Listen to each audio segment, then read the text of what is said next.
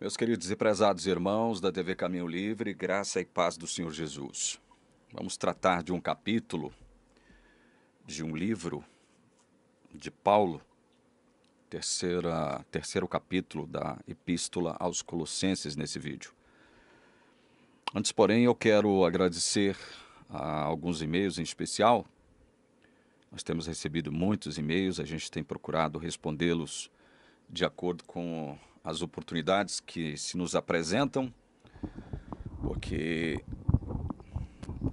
a gente tem muita coisa para fazer aqui, né? Além de estudar e ler. Quero agradecer a irmã Poliana Santos, que preocupada com a minha situação aqui, pede para que eu não fale mais nada de governo. Não vou falar, viu, irmã?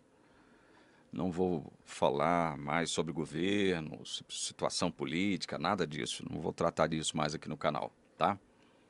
Obrigado pela preocupação que a irmã demonstrou por mim e por toda a minha família. Quero agradecer também ao irmão José Henrique. Eu sugeri ao irmão José Henrique adquirir alguns livros que poderiam fazer com que ele se aprofundasse nas questões do Evangelho segundo a ótica calvinista, que é a ótica verdadeiramente bíblica, né? E o irmão José Henrique tem feito isso. Na última vez que nos falamos por e-mail, eu lhe sugeri a compra de 2 livros e ele já os comprou, já os adquiriu. O Ser de Deus e os seus atributos e o Ser de Deus e suas obras, a providência e sua realização histórica. Irmão José Henrique é um estudioso daqueles que a gente deve invejar, no bom sentido, claro.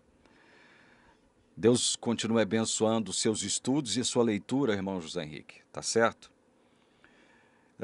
Eu quero salientar mais um e-mail aqui que eu recebi do Fabiano Henrique, que diz que acompanha o nosso canal, não é adventista, mas tem muitos amigos dentro da igreja adventista, e está dizendo que o nosso canal contribui para que ele consiga conversar com seus irmãos e amigos adventistas em alto nível.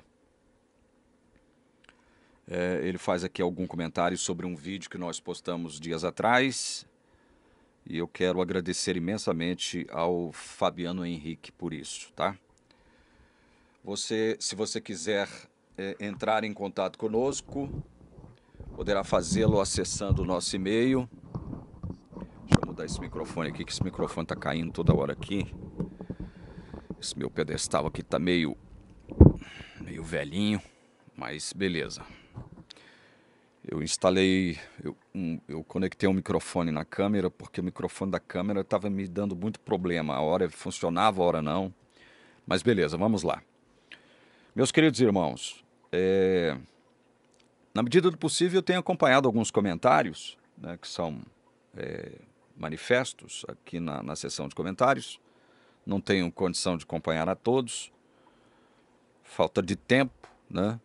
É tempo mesmo, porque eu tenho mais de 400 vídeos postados e eu não tenho tempo de ficar lendo todos os comentários que são postados todo santo dia.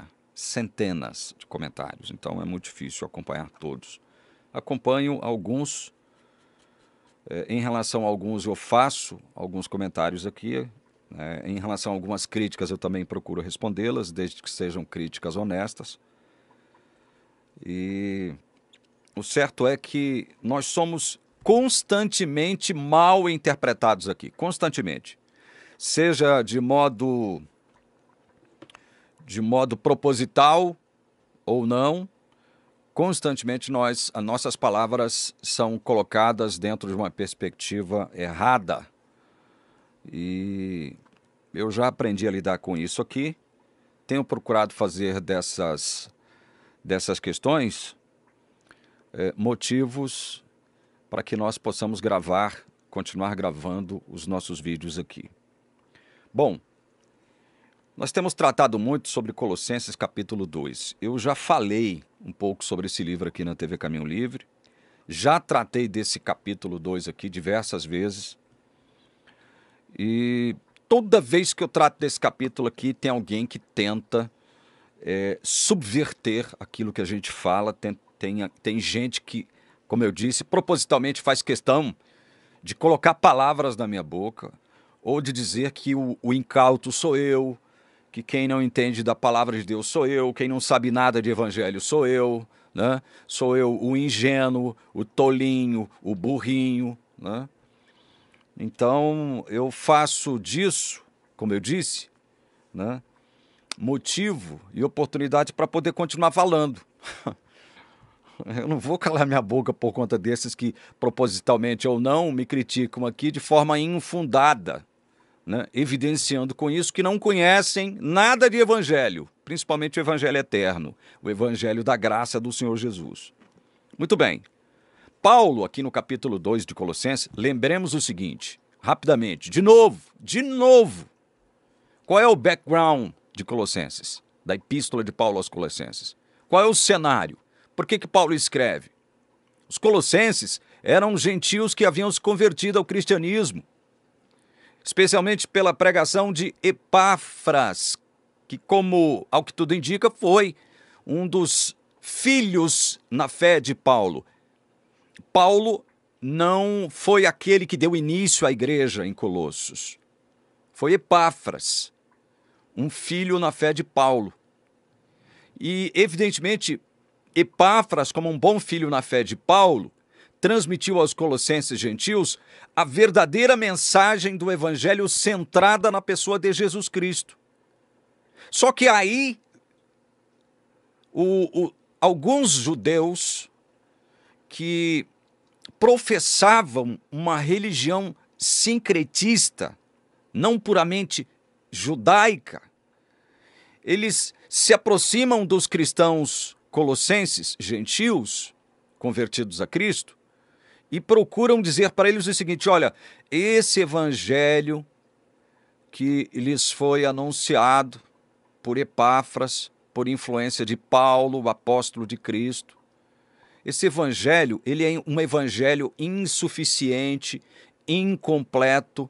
Vocês precisam praticar certos ritos, certas cerimônias, porque senão vocês não serão salvos. Esse evangelho que o Epáfras anunciou a vocês não é suficiente, ele não é completo. Vocês precisam de guardar certos ritos, certas cerimônias, vocês precisam observar certas regras, certas normas, certas ordenanças. Vocês precisam cultuar os anjos, vocês precisam cultuar determinados astros e planetas, porque eles são deuses também. Vocês precisam se preocupar com certas normas relativas aos desejos físicos de vocês. Vocês precisam observar certas regras judaicas, certas normas judaicas que foram ensinadas pelo judaísmo. Vocês precisam praticar isso. Em suma, meus irmãos, em síntese, não sendo prolixo, não sendo chato aqui, não procurando cansar vocês com mais algumas informações, em suma, é isso que esses judeus sincretistas estavam impondo aos crentes gentios de Colossos que haviam se convertido ao Evangelho de Cristo, graças primeiramente à pregação de Epáfras, influenciado por Paulo, evidentemente. Então, Paulo, quando escreve a sua epístola e a dirige aos crentes gentios convertidos de Colossos, ele o faz tendo esse pano de fundo, esse background, esse cenário religioso por trás. Então é esse cenário religioso, sincretista, que motiva Paulo a escrever aos Colossos, aos crentes convertidos, gentios convertidos da igreja em Colossos.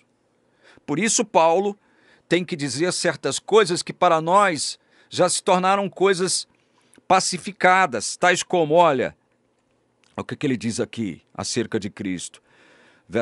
capítulo 2, versos 13 e 14. Quando vocês estavam mortos nos seus pecados e na incircuncisão da carne, eles eram gentios, né? Ele lhes deu vida juntamente com Cristo, perdoando todos os nossos pecados. 14. Cancelando o escrito de dívida que era contra nós e que constava de ordenanças, o qual nos era prejudicial, removeu-o inteiramente, cravando-o na cruz, e despojando os principados e as potestades, publicamente os expôs ao desprezo, triunfando sobre eles na cruz. Portanto, depois de dizer tudo isso, né, que Deus, através de Cristo, nos deu vida, cancelou, perdoou todos os nossos pecados, cancelou aquele escrito de dívida, pregando-o inteiramente na cruz, porque esse escrito de dívida era contra nós.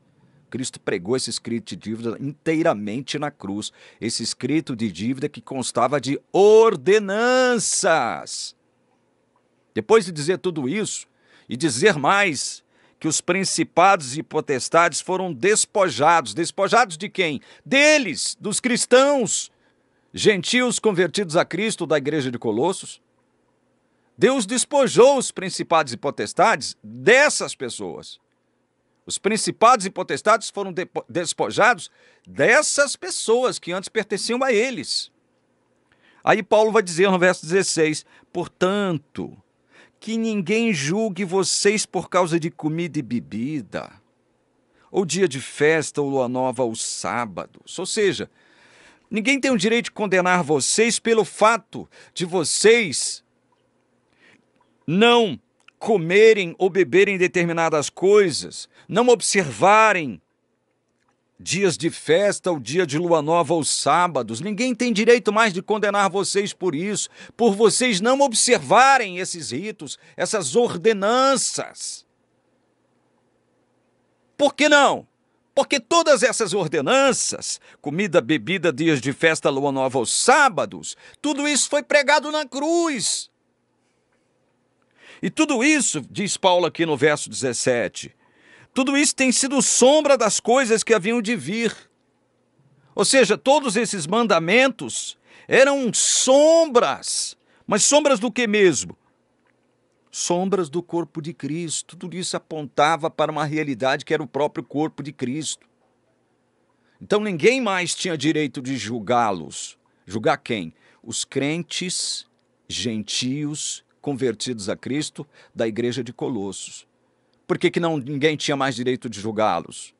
Porque eles não era pelo fato de eles estarem observando essas ordenanças dentro de um contexto sincrético. Não foi por isso que Paulo condenou aqueles ensinamentos propostos por um judaísmo sincrético. Não foi dentro de um contexto sincrético que Paulo estava pregando e escrevendo o que ele escreveu. Não era por isso que os crentes da igreja de Colossos não podiam mais ser condenados, ou seja, por não observarem certas ordenanças relativas à comida e bebida, a observância de dias de festa, lua nova ou sábados. E nós deixamos claro aqui, como muitos teólogos adventistas já admitem, ou seja, coisa que não admitiam antes, que esses sábados aqui, essa expressão sábados, no plural aqui, no grego é sabaton. Essa expressão também era uma expressão utilizada para se referir ao sábado do quarto mandamento e não somente a sábados cerimoniais. E não somente aos sábados cerimoniais. Os sábados cerimoniais já estavam implicitamente sendo citados aqui quando Paulo diz, olha, dia de festa anuais ou lua nova. Os sábados aqui ao qual Paulo se refere são os sábados semanais. Todo o 7º dia do mês. Então, É por isso que Paulo diz agora para os crentes da igreja de Colossos que se converteram a Cristo por ocasião da pregação do evangelho da graça de Cristo, que lhes foi transmitida por Epáfras. Por isso é que Paulo agora tem que dizer para eles o seguinte: olha, vocês não precisam disso mais. Disso o quê? De ficarem observando essas cerimônias, essas ordenanças, inclusive a imposição de vocês agora cultuar anjos, cultuar estrelas e planetas como se eles fossem deuses. Vocês agora não precisam se preocupar com esse rigor ascético que eles estão impondo sobre vocês, ou seja, vocês agora devem se abster dos prazeres de um relacionamento sexual adequado entre marido e esposa. Vocês não devem observar agora certas imposições que obrigam alguns a não se casarem mais. Larguem de mão disso.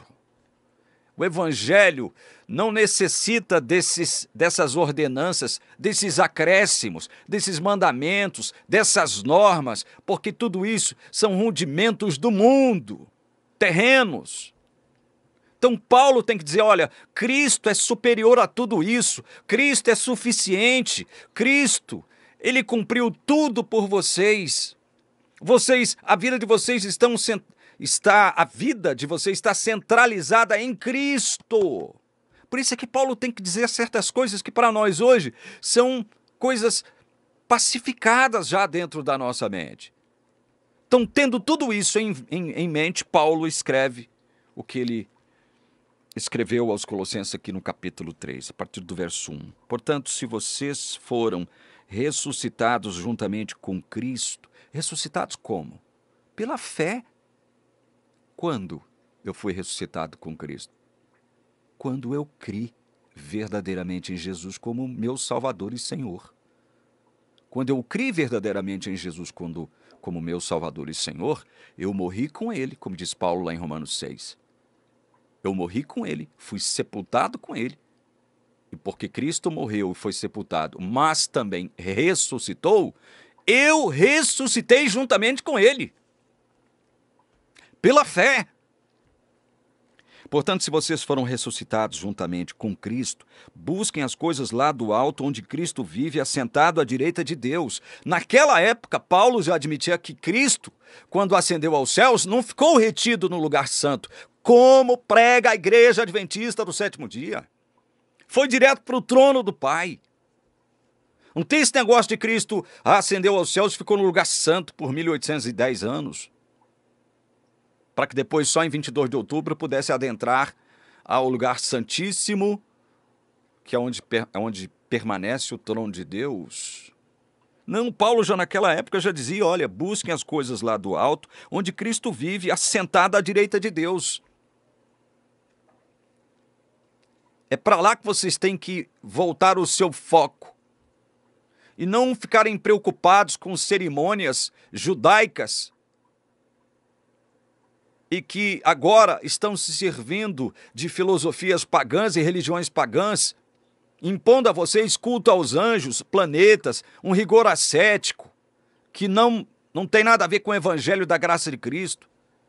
Não comam aquilo, não bebam aquilo, observe dia de festa, lua nova e sábado, senão vocês não vão ser salvos. Parem com isso. A vida cristã de vocês não tem nada a ver com isso. A vida cristã de vocês tem que estar centralizada em Cristo.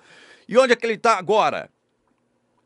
Está do lado direito de Deus, assentado juntamente com Deus. É para lá que vocês têm que voltar as vossas atenções. Em outras palavras, é isso que Paulo está dizendo aqui. Olha o verso 2. Pensem nas coisas lá do alto e não nas que são aqui da terra. Olha, hoje, na atual conjuntura do mundo, especialmente aqui no Brasil, essa sugestão, esse conselho, essa exortação de Paulo se faz necessária para nós crentes hoje. Nós temos que pensar nas coisas lá do alto, porque se nós focarmos a nossa visão, os nossos olhos para a horizontalidade terrena, nós tenderemos a ficar como? Desanimados, completamente desanimados.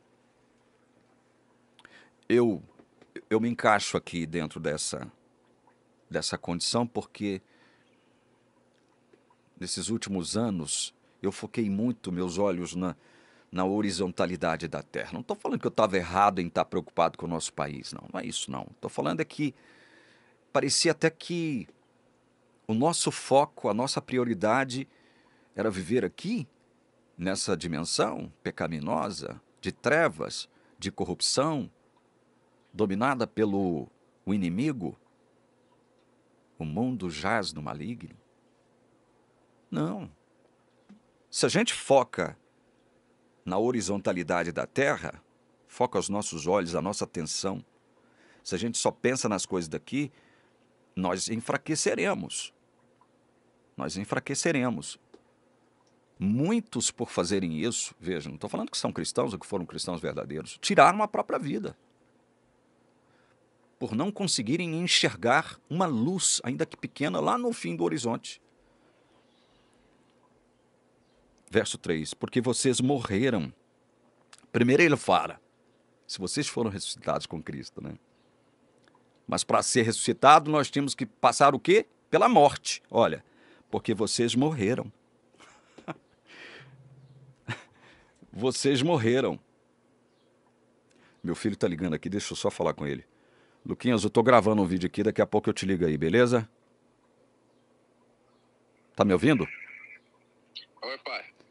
Olha, eu estou gravando um vídeo aqui, daqui a pouquinho eu te ligo aí, tá? Tá bom. Desculpa aí. Então tá. Falou. Fica com Deus aí, até mais.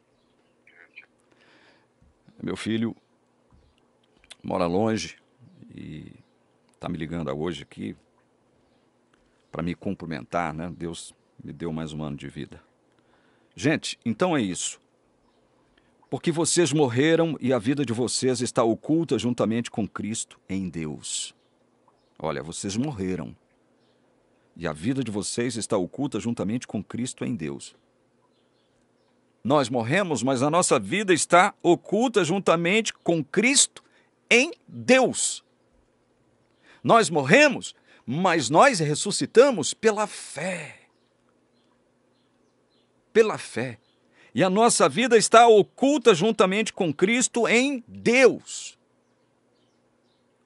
A nossa vida está oculta com Cristo. E Cristo está junto com Deus.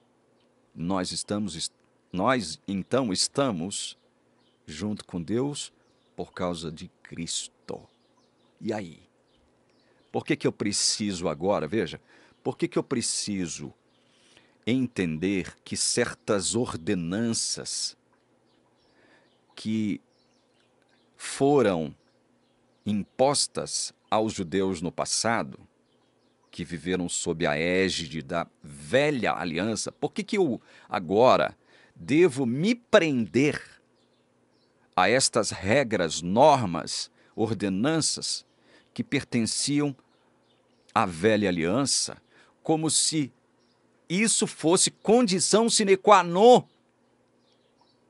Eu poderia ser salvo, sendo que a minha vida, pela fé, já está oculta com Cristo em Deus. Eu morri com Cristo pela fé, mas eu ressuscitei com Cristo pela fé. Cristo está onde? Assentado do lado direito de Deus. Lá eu e você que cremos em Cristo também estamos. Por que então que eu preciso me submeter a certas cerimônias e ritos e cultos? Por quê? A certas regras associadas aos rudimentos do mundo e do homem. Por quê? Não preciso disso mais.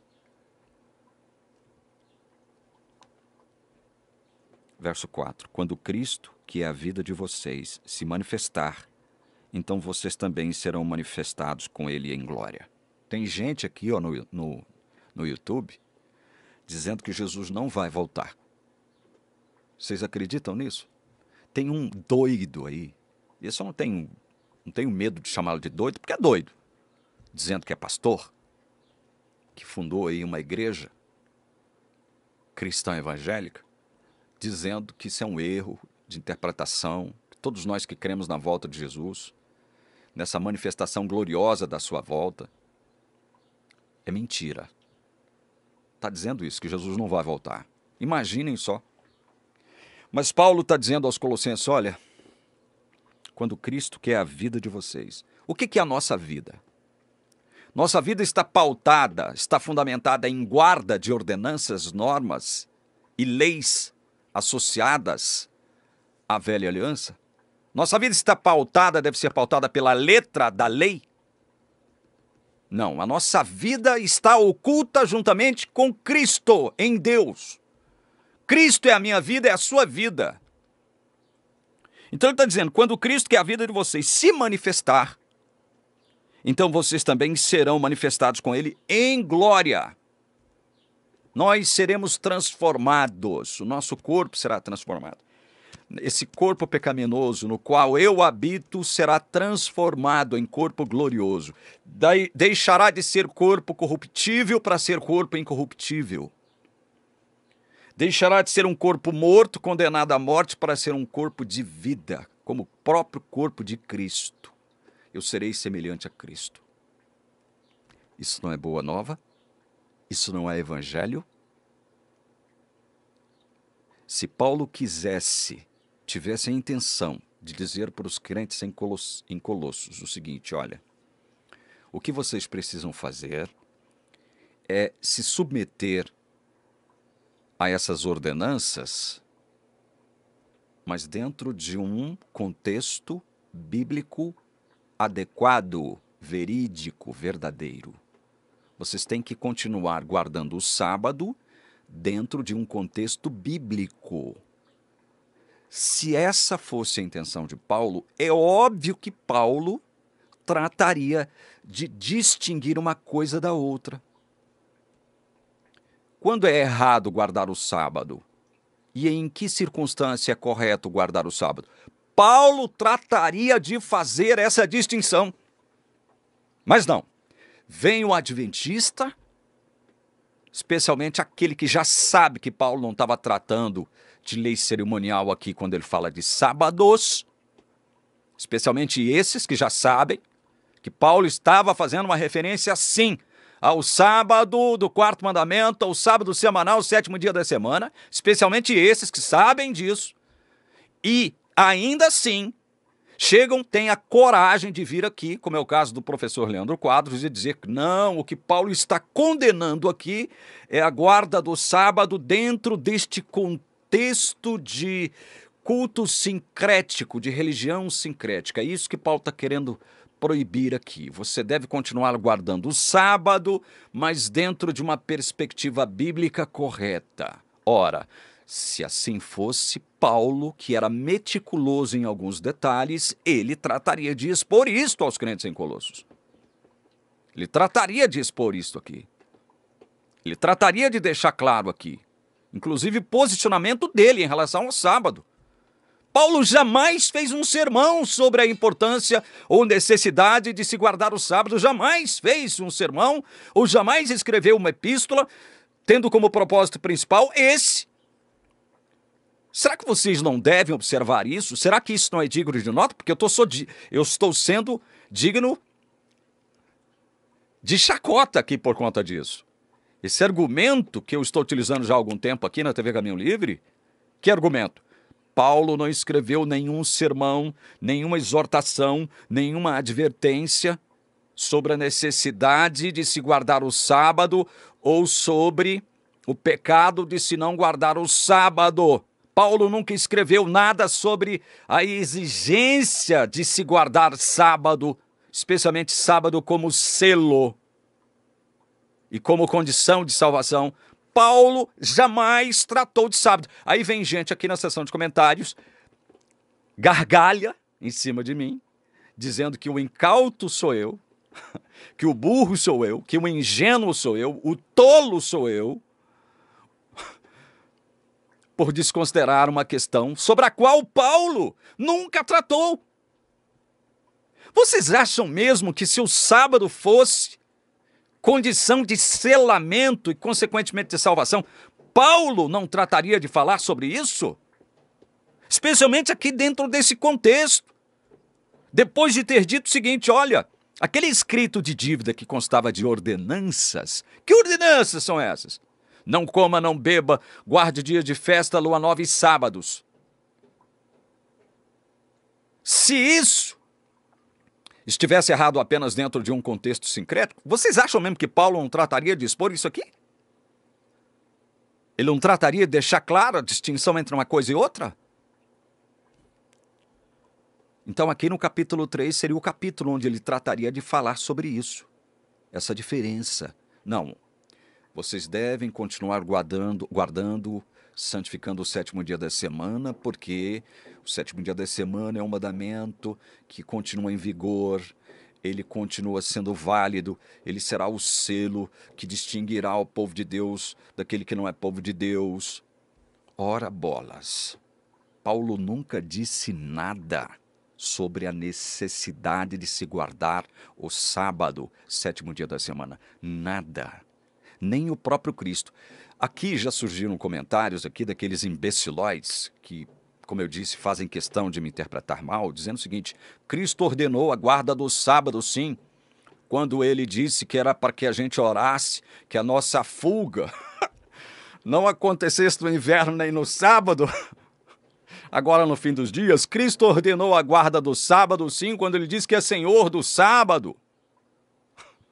Cristo ordenou a guarda do sábado, sim, quando ele disse que é lícito fazer o bem ao sábado. Ele estava ordenando guardar o sábado, fazer o bem no sábado.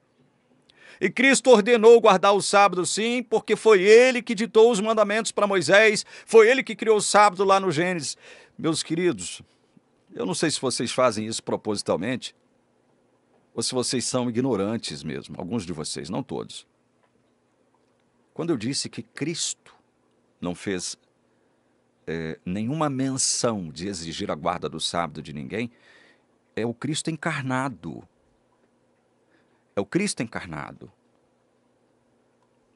Não é o Cristo pré-encarnação, pré-encarnado. É o Cristo encarnado. Quando foi que o Cristo encarnado ordenou a guarda do sábado? Esse foi o argumento que eu utilizei.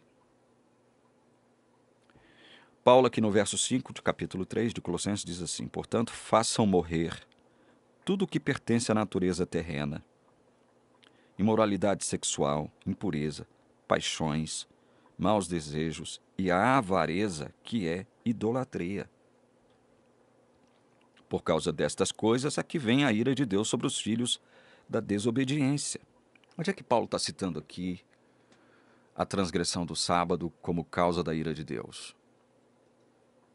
Vocês acham que Paulo, falando sobre o que ele está falando aqui, tratando exatamente de colocar Cristo como centro, como Senhor todo suficiente, em quem nós já estamos perfeitos, completos, nós que cremos nele, já somos considerados por Deus perfeitos, porque estamos com a nossa vida escondida com Cristo.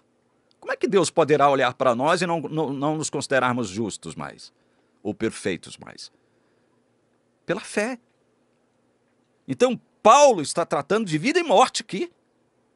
Vocês acham mesmo que quando Paulo fala sobre vida e morte, salvação e condenação, se a guarda do sábado fosse uma exigência legal que continuasse vigindo, vocês acham mesmo que Paulo não trataria de colocar a transgressão do sábado como uma das causas da ira de Deus? Vocês acham mesmo? Vocês que assim pensam são tolos em pensar assim. São tolos. Paulo falaria. Paulo faria, no mínimo, uma dissertação sobre isso. Verso 7. Vocês também andaram nessas mesmas coisas no passado, quando viviam nelas. Agora, porém, abandonem igualmente todas estas coisas: ira, indignação, maldade, blasfêmia, linguagem obscena no falar. Não mintam uns aos outros, uma vez que vocês se despiram da velha natureza com as suas práticas, e se revestiram da nova natureza que se renova para o pleno conhecimento segundo a imagem daquele que a criou. Aqui não pode haver mais, olha isso aqui,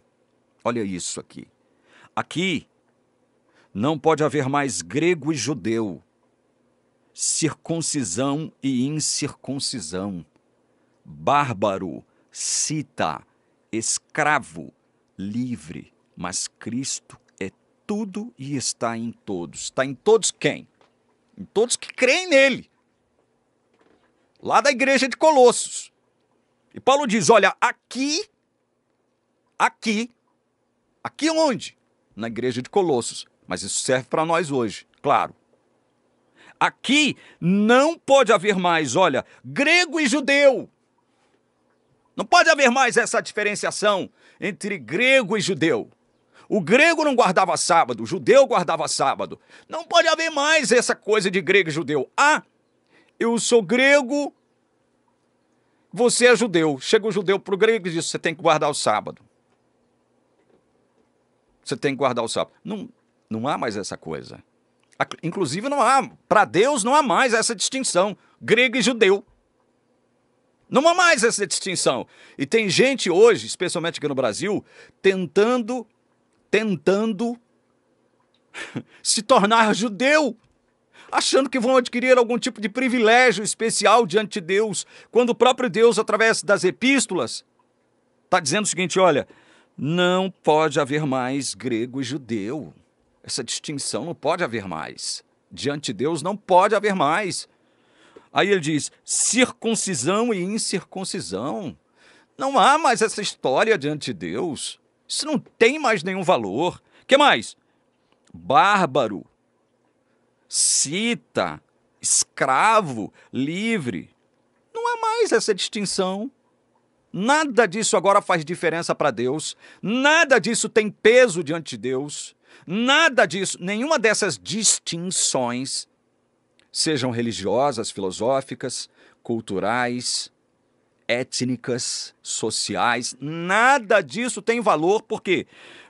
Porque Cristo é tudo e está em todos. Cristo é tudo, tudo o que de mais nós precisamos e necessitamos. Cristo é tudo.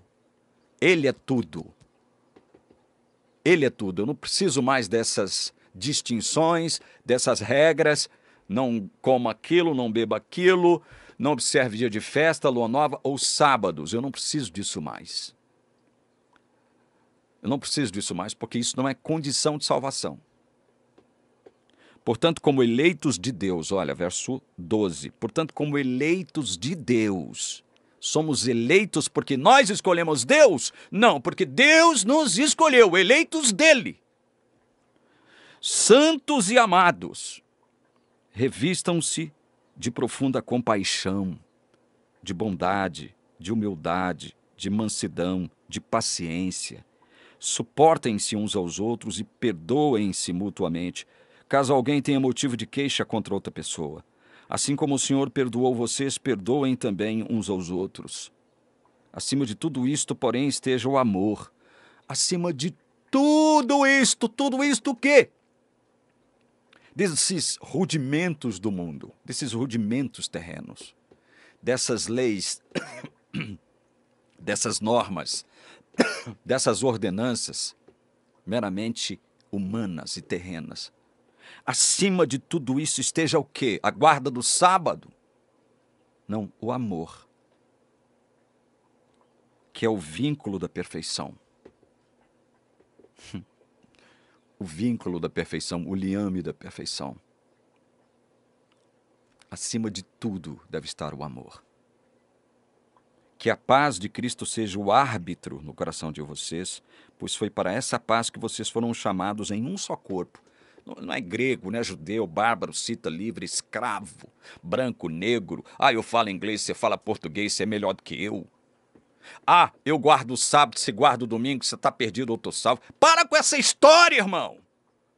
Para com essa história de querer fazer distinção como se você fosse um privilegiado e o outro não. Especialmente por você guardar o sábado e o outro não. Para com isso. Quando é que você vai entender as verdadeiras palavras do Evangelho que estão aqui, ó? Claras, diretas, categóricas. Ou você não entende aquilo que você lê? Ou você não fala português? Você não está entendendo o que Paulo está querendo dizer aqui através daquilo que ele escreveu aos Colossenses, que serve para nós hoje. Nós somos chamados em um só corpo, nós somos corpo de Cristo. A nossa vida está escondida com Ele, Cristo é tudo. para nós, Ele é a nossa vida. E nós estamos escondidos com Ele em Deus. Por que você ainda quer impor ao mundo normas, exigências e regras?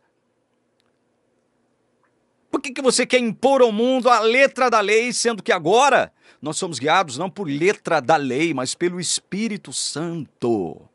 Não é que agora, porque nós não somos guiados pela letra da lei, que nós podemos sair por aí dando aso à nossa carne. Não é por isso. Não adianta você vir com essa história para cima de mim, porque não cola.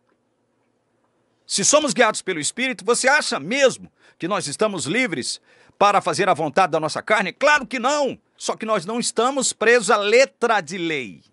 Não é a letra da lei que domina a nossa vida, é o Espírito Santo. Sejam agradecidos. Que a palavra de Cristo habite ricamente em vocês.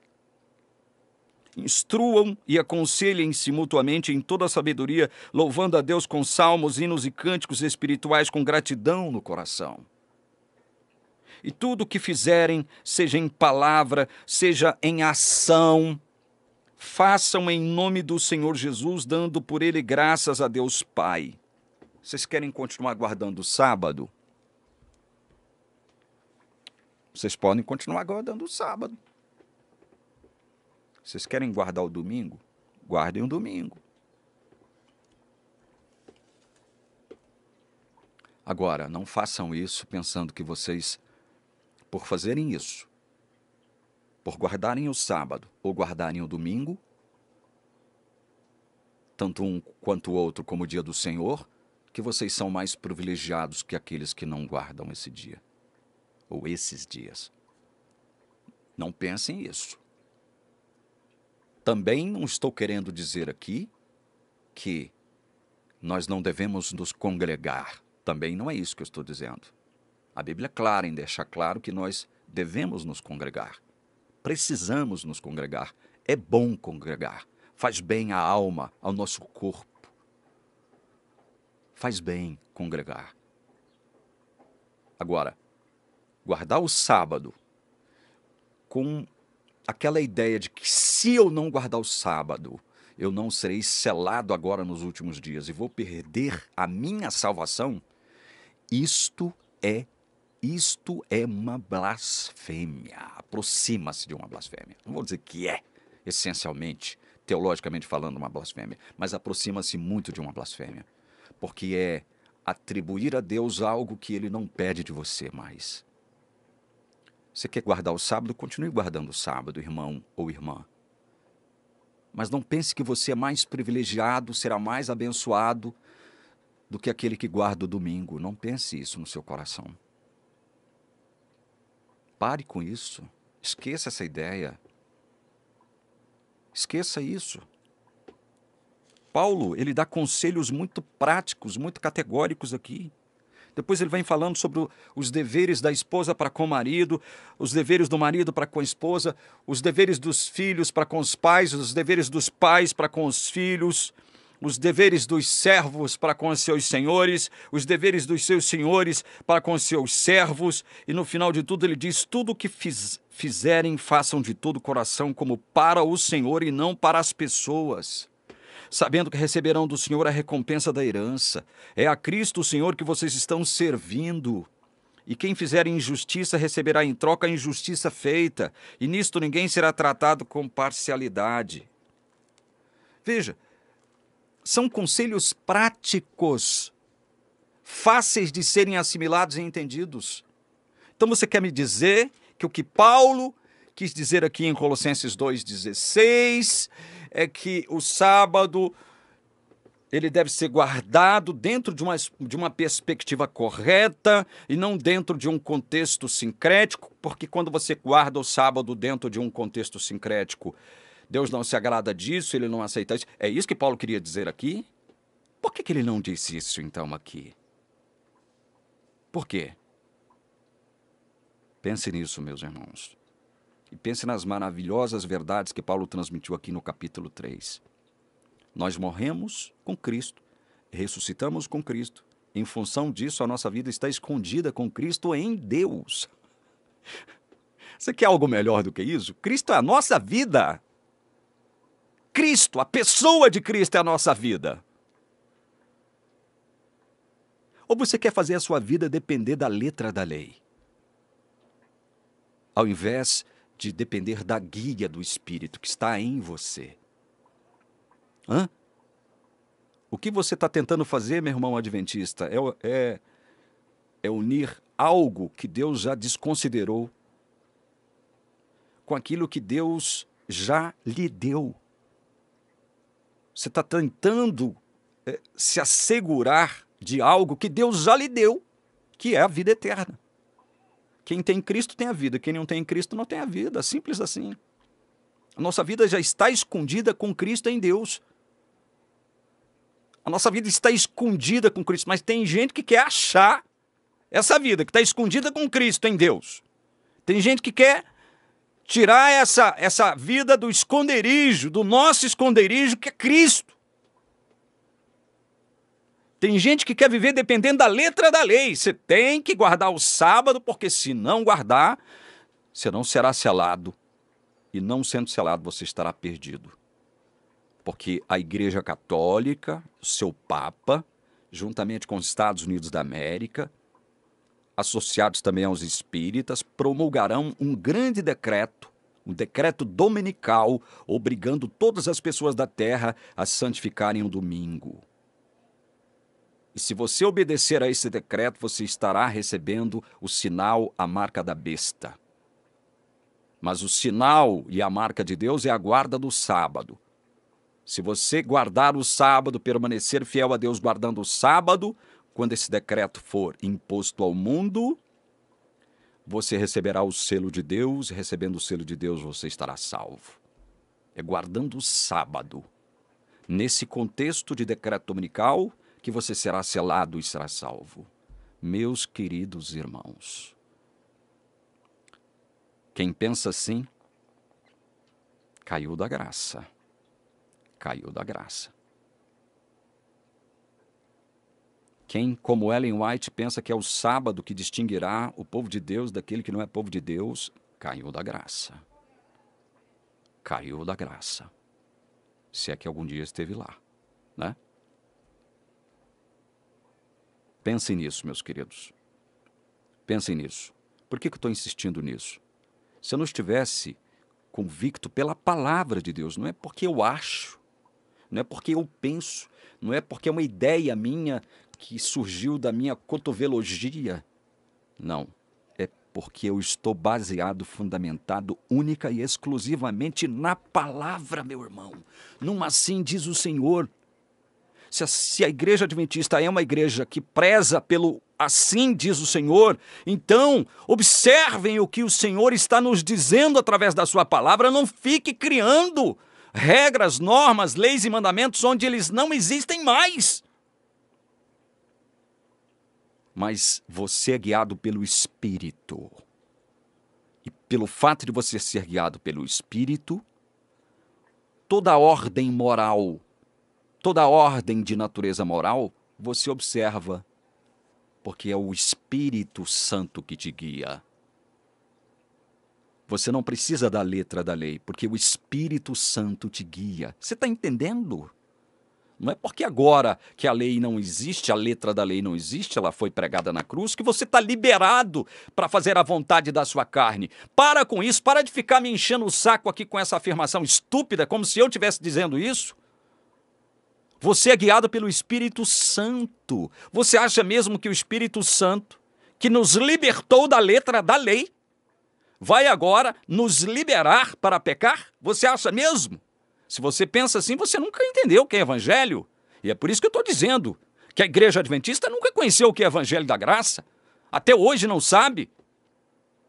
Não sabe o que é evangelho da graça. Eu vou ficando por aqui, que Deus abençoe você que assistiu esse vídeo até aqui, é o que eu rogo. Com sinceridade, meu coração.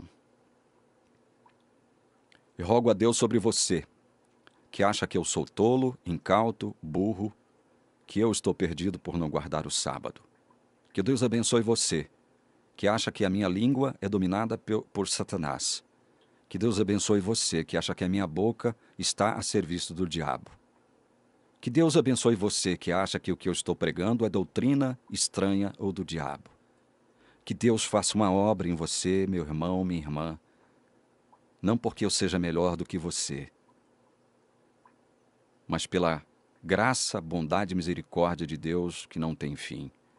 É que eu rogo estas bênçãos sobre você, em nome do Senhor Jesus. Amém.